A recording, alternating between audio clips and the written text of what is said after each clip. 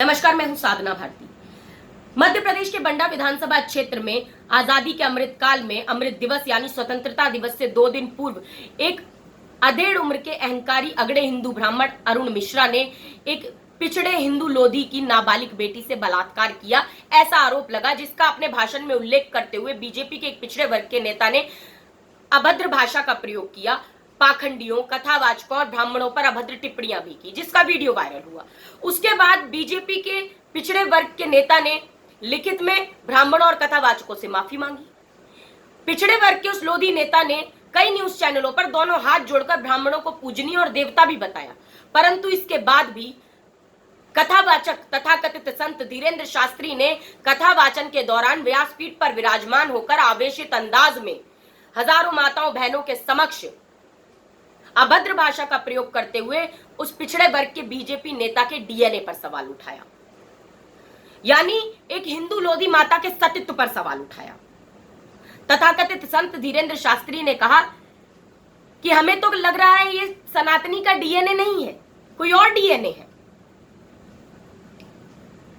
सनातन की बेटी साधना भारती के नजरिए में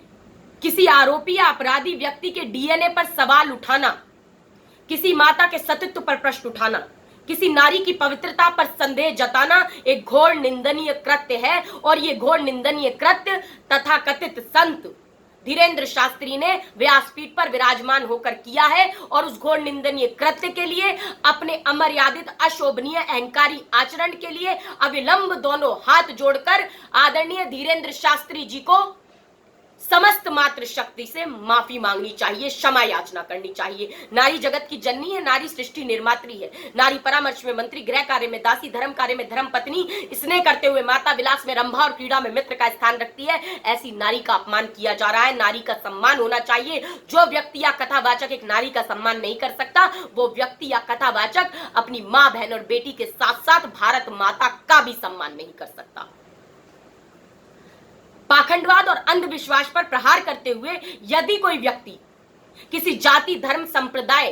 पर अगर कोई अभद्र टिप्पणी करता है तो साधना भारती उसकी घोर निंदा करती है, परंतु यदि कोई तथाकथित संत, कथावाचक किसी व्यक्ति के डीएनए पर सवाल उठाता है, किसी नारी के सतीत्व पर प्रश्न उठाता है, तो साधना भारती उस कथावाचक तथाकथित संत की भी घोर निंदा करती है। तथाकथित संत धीरेन्द्र शास्त्री जी, जरा एक नेक काम के लिए आगे आइए,